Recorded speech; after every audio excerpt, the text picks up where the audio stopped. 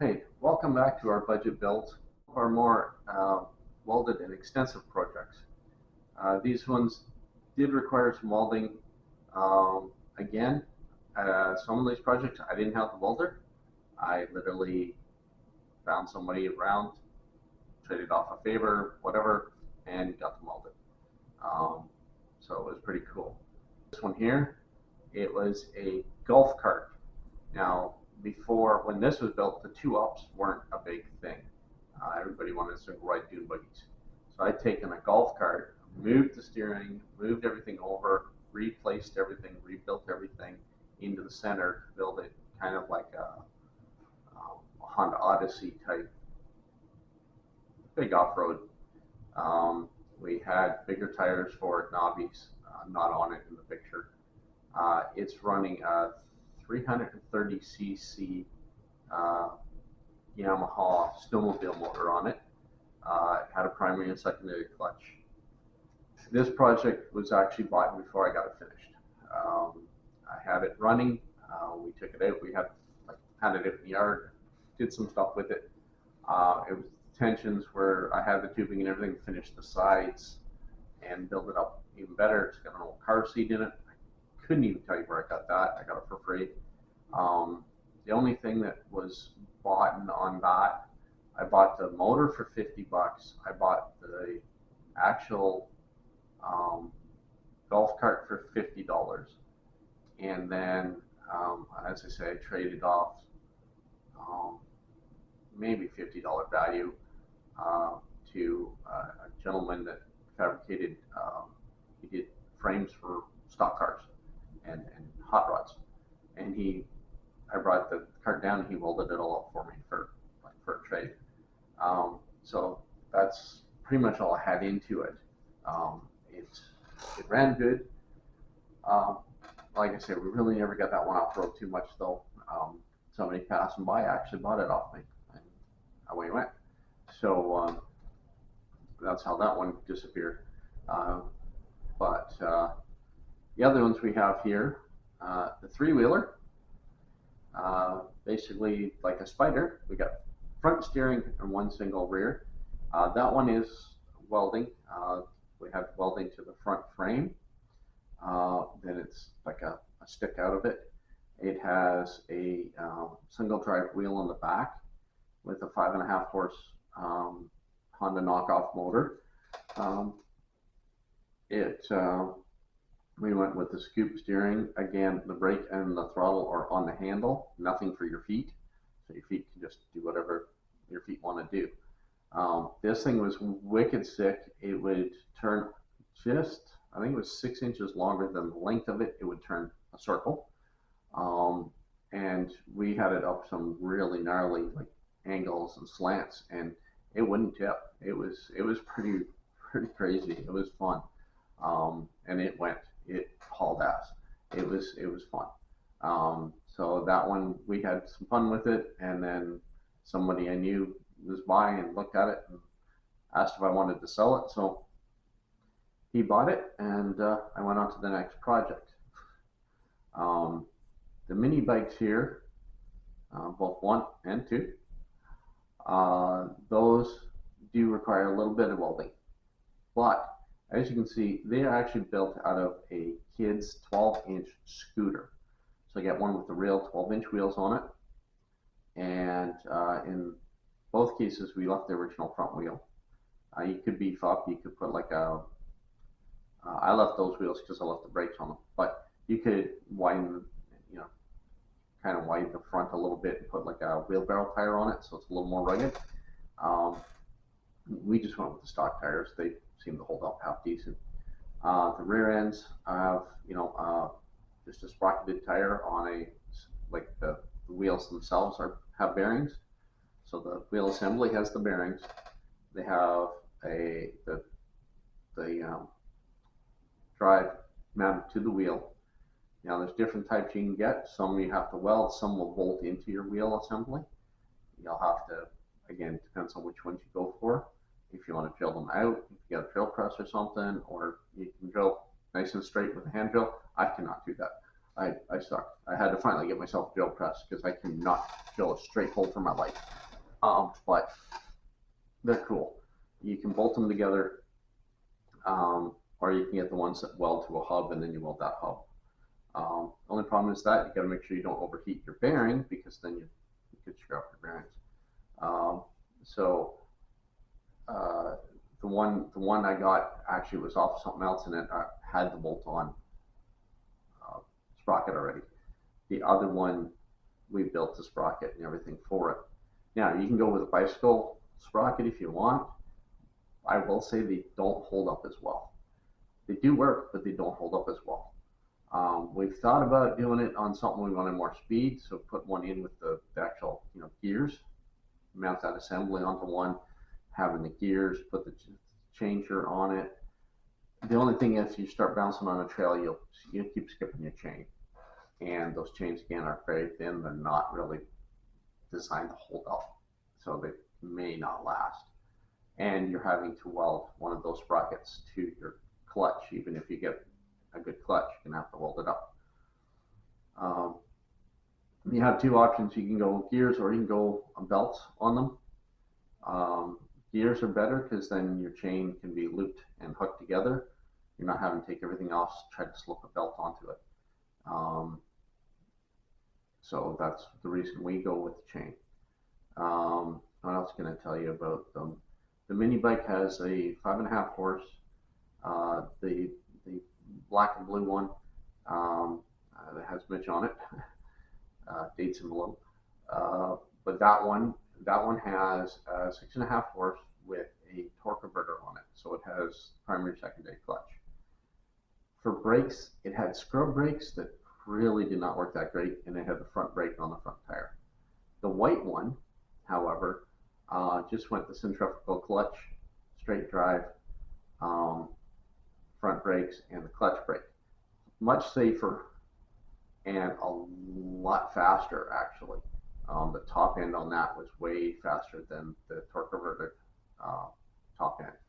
So when we went riding together, it kind of wasn't fair because the torque converted one maxed out, and I just go past it with the other one, like it just flew. Both were fun. No suspension in them, so if you plan on catching any air, a little hard on you, but you can do it. Be ready to replace tubes and rims, possibly, on the front, and tubes in the back tire if you jump too hard. But they are good little trail bikes, yard bikes, ripping around. They're kind of fun. If you're out on a country road, you can, slide down the side of the road because they're not going to get in trouble, then hey, that's awesome. They're good for that kind of stuff. They'll hold a full adult, and yet 8-year-olds can get on and ride it. You will be seeing more on that kind of stuff because we are rebuilding the black and blue one. My son Mitch took the power plant out of it and put it into a offshore quad he had. And I said, okay, I want the bike back, the frame back. I'm going to rebuild it for my stepson. And so Frankie's going to get to enjoy one. We're not doing the torque converter on this one. We're going to go the straight drive. So basically because I want to have the rear brakes better. I think the brakes are a little more important than the low end. I can always govern it so it doesn't go too fast, but I'd rather have that clutch brake so I know it's going to stop. So that's our plans with that one. This little buggy frame, I'll show you the before and the after. So you can see we started with this little lawn tractor, bought it for 25 bucks. Tore it down, took the frame, got a whole bunch of scrap metal. They were bars and stuff off of like pressure washer casements, stuff like that, and just cheap metal, not the best, but still once welded together. And we built this little thing. Now, as you see it right now, there's no motor in it. That's actually post flip. I put a 6.5 horse in it, straight drive, and with the clutch brake, it was brutally fast. I always take stuff for a test drive before I ever let the kids test it because I know what to do. That thing hauled ass. Started getting a little fishtaily. I hit the brakes. Bad idea. The clutch brake locked it right up on the asphalt. Started sliding sideways. Lost it sideways. Lifted it right off. Flipped me sideways and slammed me down. Um, Luckily, I just tucked myself inside that cage. Came out without a scratch. Um, it had a little bit of paint scuff. Everything held up really well. That one is welded, of course. But again, just shows you how inexpensively you can do it. Like I say, that was 25 bucks. The motor was out of something else. I think it cost me 50 bucks. And then, by that time I had a little MIG welder, just a little wire flux core, and we welded it up. Um, that one, like I say, it was a little too crazy. My kids were a little too young to handle something with that much speed. So pulled the motor back out of it. It went into another project, and somebody actually bought the whole thing off the rolling chassis off me for something like 200 bucks. So I made my money out of it. And somebody was happy. They put a motor in it, I think, and I never heard anything of it since. But it was pretty cool. Fast though, really fast. So the thing is you don't have to go broke. Lawnmowers, rear drive lawnmowers, the ones that best for go-karts I have found are the ones where you sit on top of the motor, because most of those, even if they're a horizontal or a vertical shaft with the pulley going horizontally, they usually go to a little forward reverse transmission. The axles are still got a vertical sprocket. So you can pull the ass ends out. If I already got the bearings, I already got everything you need. You just make a little frame, bolt them on, or weld them on, whichever way you want to go, and then you just line your shit up and go. They're simple, easy. Snowblowers work too. The bearings on snowblowers aren't designed for the speed, but they do last for a while. Also, you find they're very narrow, so they're not great. They're great for like a little kind of three-wheeler, but if you want anything wider, you've got to now try to cut, extend your drive shaft out, and get everything lined up just perfectly. Can be a little sketchy. We have one that we're going to get running again this year. It's a track-driven snowblower, just a little guy. We are really on the fence whether we're going to keep it as a snowblower or if we're going to try to build some kind of snow toy out of the damn thing. Whether it be the track drive pulls us and we steer with the rear end, or what, I don't know yet. We haven't quite figured it out, but it's something we're toying with. It's one of our crazies that we made. We've got it. It's got a carburetor problem. Neighbor just gave it to me, went and bought a new snowblower, said, here, you can have it. So bonus and a half. That's one thing when you start doing this stuff and your neighbors start finding out. It's amazing what stuff just starts showing up in your driveway. Sometimes you don't want it, but it shows up in your driveway. But you can make and create and have fun. Like I say, you don't need a huge shop. You don't need the hoist. You don't need. Yes, I'm looking forward to the day I have all that stuff the same as everybody else, but you don't have to have it, as you've seen in the videos, or maybe not if you haven't watched them yet. But Moose, he's our 4x4 truck that we're working on, and everything's done in that. I'm just in a 2-car garage. I started off in my driveway at my other place, and he's we just do what we can. Like I see, these other buggies and stuff were built in my backyards, in a shed, in the sun porch, in the house, in the basement, stuff like that, put together to the point that I could still get it out of the house and then finish putting it together outside. So you don't have to have that huge shop. You don't have to have every little toy, bell, whistle. If you want to have fun, get creative, and have some fun. Build something. I hope you do. I hope you've enjoyed the video, and we'll see you next video. We've got more coming out for Moose, as I say, we've got 2 builds coming up this winter, the mini bike rebuild. We've got another creation we're hoping to do, and then if we decide to do something with the snowblower, that's actually a 3rd possible build. So we have all those.